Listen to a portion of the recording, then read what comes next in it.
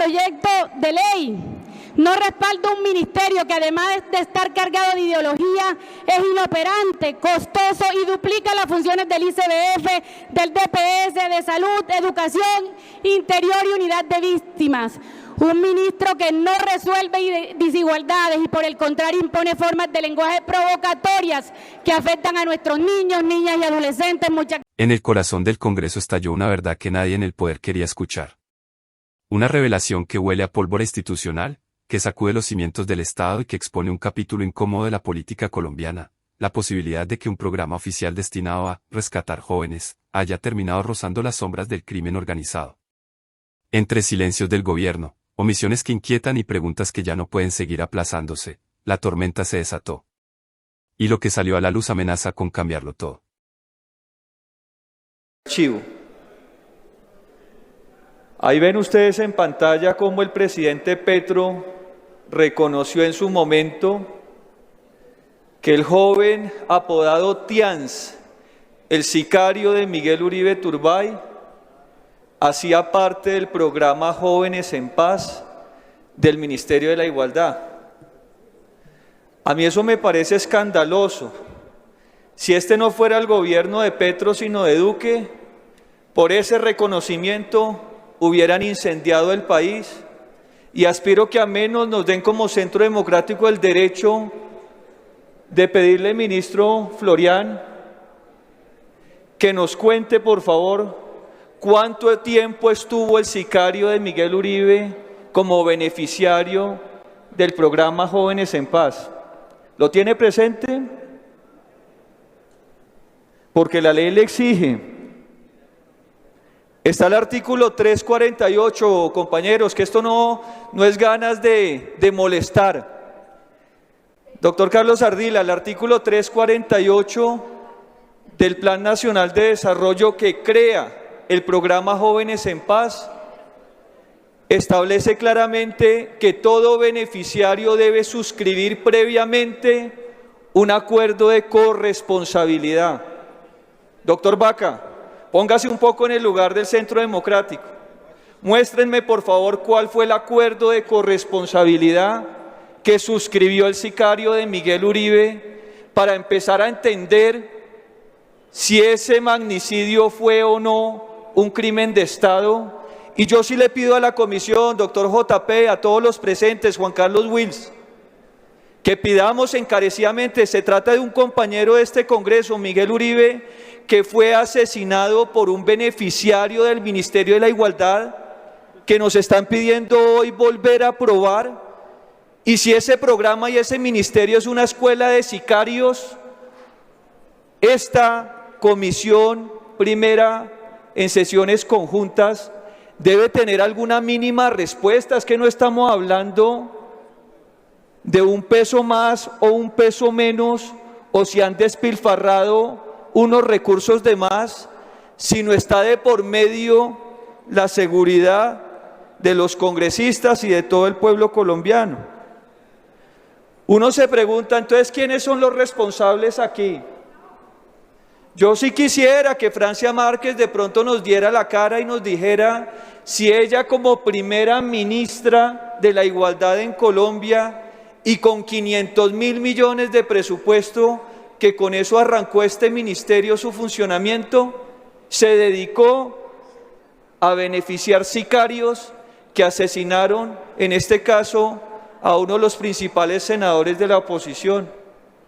Por eso cuando dicen ahora por ahí en las filtraciones de Calarcá que Majin Buu le entregó 20.000 millones de pesos para la campaña, a mí sinceramente no me parece extraño, y sí les pido que haya algún tipo de exigencia, de respuesta.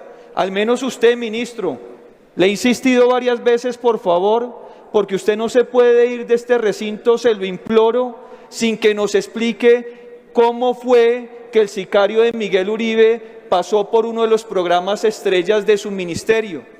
Que usted no estaba, por supuesto, pero usted debe tener la información clara a la mano para que nos explique cómo es ese funcionamiento. Ya quisiéramos tener al viceministro de la Juventud también dando una explicación al respecto. Nadie habla del director del programa Jóvenes SPAS, Elber Guerrero Espitia. Yo quiero que este funcionario le explique a este Congreso en cabeza de su ministro por qué el sicario de Miguel Uribe Turbay, y no me cansaré de repetirlo, fue beneficiario del programa Jóvenes en Paz. ¿Cuánto tiempo estuvo afiliado a ese programa? La ley 348 o el artículo 348 de la ley 2294, que es el plan de desarrollo, establece que podían ser beneficiarios desde 6 meses hasta 18 meses en una prórroga considerada por la ley. Yo quiero, doctor Ocampo, que alguien me diga cuánto tiempo estuvo el sicario de Miguel Uribe afiliado al programa Familias en Acción, porque lo tiene, ese derecho lo tiene la familia de Miguel Uribe y este Congreso, porque insisto que podría ser cualquiera el ausente por cuenta de la irresponsabilidad de este gobierno. Por favor, incluso me gustaría pedirle a la Secretaría que leyera el artículo 348, aunque es un poco extenso, entonces les adelanto algunas píldoras que me parecen relevantes. Ya mencioné que el sicario de Miguel Uribe tuvo que haber suscrito un acuerdo previo de corresponsabilidad conforme al plan de desarrollo para ser beneficiario de este programa, y les pido que me muestren el acuerdo de corresponsabilidad que se tuvo que haber suscrito. Que es el DPS el que gira la platica, el $1.000.000 por dejar de matar, y no, les dieron $1.000.000 para matar a uno de los principales senadores de oposición. El DPS gira la platica, el Ministerio de la Igualdad coordina el programa y Planeación Nacional hace la focalización. ¿Ustedes saben cómo se llama la directora de Planeación Nacional? A mí me tocó buscarlo porque brilla por su ausencia, y le pediría a Natalia Irene Molina que explique cómo el sicario de Miguel Uribe paró en un programa bajo su cargo y coordinación, teniendo en cuenta que Planeación Nacional es la autoridad responsable de hacer la evaluación de impacto de ese programa. Son al menos 5 parágrafos que tienen ese artículo del programa Jóvenes en Paz, y me llamó la atención el último parágrafo, que dice que las comisiones económicas y las comisiones sextas del Congreso tienen que hacer un seguimiento y una evaluación permanente al programa Jóvenes de Paz, de donde salió el sicario de Miguel Uribe. Y yo por eso sí le pido a este Congreso que antes de aprobar cheques en blanco, como si se tratara de presupuesto que sobrara o como si no fuese relevante, que esos recursos están siendo utilizados para financiar asesinatos de líderes de la oposición. El señor ministro Juan Carlos Florián nos dio una respuesta. Ministro, ¿me da esa posibilidad? Se lo ruego. Dicen por ahí, no sé, su bancada, pero a usted le corresponde y es una petición formal de la Comisión Primera, y estoy seguro que me la va a avalar y me la va a respaldar la Comisión de forma unánime. Porque en un país potencia mundial de la vida no todo vale, y asesinar líderes de oposición con recursos públicos de un programa como Jóvenes en Paz no está permitido. Y si la fiscal de bolsillo asumiera el compromiso con el país de esclarecer el magnicidio de Miguel Uribe, ya el ministro de la Igualdad hubiese sido llamado a declarar para que aportara los documentos y explicara por qué razón el programa Jóvenes en Paz se convirtió en una escuela de sicariato para asesinar líderes de oposición.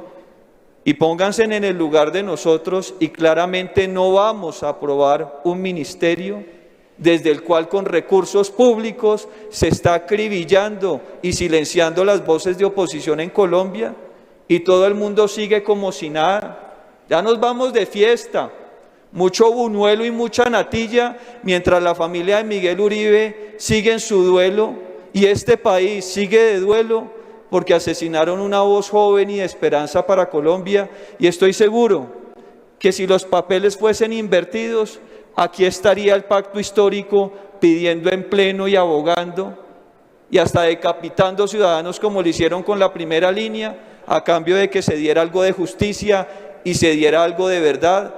Así que nosotros, que no somos decapitadores, estamos aquí pidiendo respuestas y confío que el señor ministro de la Igualdad le dedique al menos una frase a dar respuesta a la solicitud que le he presentado en este instante. Muchas gracias. Sea lo primero decir que no apoyo la continuidad de un ministerio que no ejecuta, que no transforma y que no responde. Según el artículo 3º de la Ley 2281 del 2023, el objeto del ministerio era eliminar desigualdades económicas, ¿o fue que así nos los disfrazaron?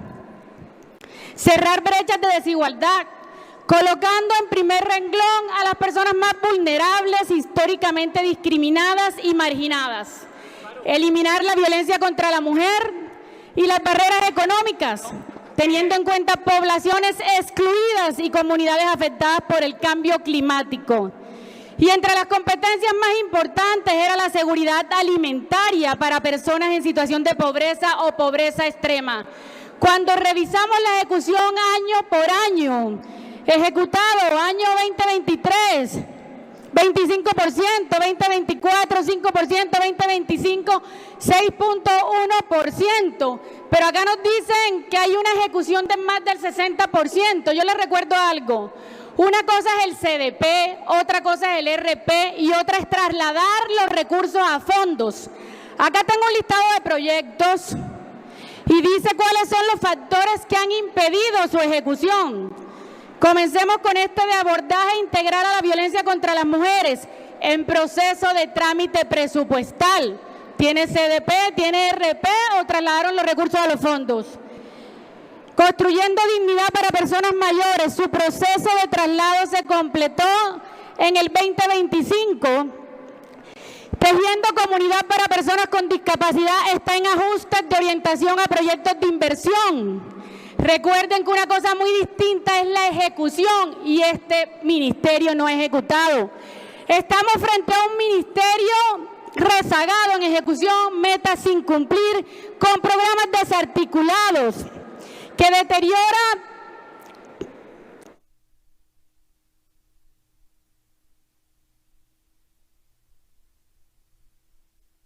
Termine, representante. Segundo, ¿cuánto me va a dar, presidente? Yo anuncié a cabina que le dieran un máximo de 5 minutos a cada intervención. Pero no llevamos 3 que me apagaron el micrófono. Cabina, por favor, termine los 5 minutos de la honorable senadora. Sí, por favor. Estamos frente a uno de los ministerios más rezagados en ejecución. Un ministro puede sentir lo que quiera y tiene derecho a sentirlo, pero uno no gobierna desde lo que siente, sino desde lo que él ejecuta. El Ministerio de Igualdad debe ser una oportunidad que que yo voté y voté positivo. Tenía una oportunidad histórica para cerrar brechas, pero resulta que no lo logramos, no logramos enfrentar las desigualdades. No he logrado entender si el ministro, o como se hace llamar, ministra, o como se percibe que dice yo soy marica, estaba insultando al pueblo colombiano, o era una afrenta y una falta de respeto y una burla viniendo de una cartera tan importante. Usted, ministro, debe cuidar su lenguaje, evitar términos con carga despectiva, mostrar autocontrol y respeto. El lenguaje de un ministro moldea conversación pública, educa, es ejemplo. No es adecuado que usted use términos discriminatorios cargados de connotaciones despectivas independientemente de lo que usted sienta o se identifique. Solo existen 2 sexos, no confunda, no ofenda, ejecute, que hay muchas necesidades por resolver. Entiendo que hay identidades diversas, pero una cosa es la percepción personal y otra cómo se legisla, cómo se diseña política y otra cómo se comunica. El debate debe merecer respeto, el país exige rigor, profesionalismo. Nunca me imaginé que un ministerio con unas líneas tan importantes terminara de esta manera. Aquí no estamos discutiendo ideologías, ni mayoritarias ni minoritarias, estamos discutiendo responsabilidades. porque el Estado colombiano se gobierna para todos los grupos, corrientes o agendas particulares. Este ministerio incluye a los niños, a los adultos mayores, a los discapacitados, a las personas en pobreza extrema. Y quiero ser clara nuevamente, cada quien tiene derecho a pensar y sentir, pero en un cargo de alta dirección lo personal no puede desplazar lo institucional. Por eso pido archivar este proyecto de ley. No respaldo un ministerio que además de estar cargado de ideología es inoperante, costoso y duplica las funciones del ICBF, del DPS, de salud, educación, interior y unidad de víctimas. Un ministro que no resuelve desigualdades y por el contrario impone formas de lenguaje provocatorias que afectan a nuestros niños, niñas y adolescentes. Muchas gracias. Por allá por los lados del Pacto Histórico veo muchos letreros que dicen cumpliendo con la seguridad y defensa, pero cumpliendo con la seguridad y defensa por ahí de los grupos criminales y narcotraficantes de este país, ¿será? Imagínense que esta semana sale la noticia de que producto de los diálogos de paz entre el gobierno nacional y el Clan del Golfo, se inventaron 3 zonas de ubicación temporal en 3 municipios, 2 del Chocó y 1 de Córdoba. Hablo de Belén de Bajirá, de Unguía, Chocó y Tierra Alta, Córdoba. Allá se van a ubicar más de 7.000 hombres del Clan del Golfo. Una semana antes de las elecciones al Congreso de la República. Una fecha supremamente importante para la democracia colombiana. 1 de marzo del 2026, un mes antes de las elecciones presidenciales a la República de Colombia. ¿Qué es lo que pretende el gobierno nacional o Oti Patiño? Incidir en las elecciones del territorio colombiano, de esos municipios donde van a estar ubicados los hombres del Clan del Golfo.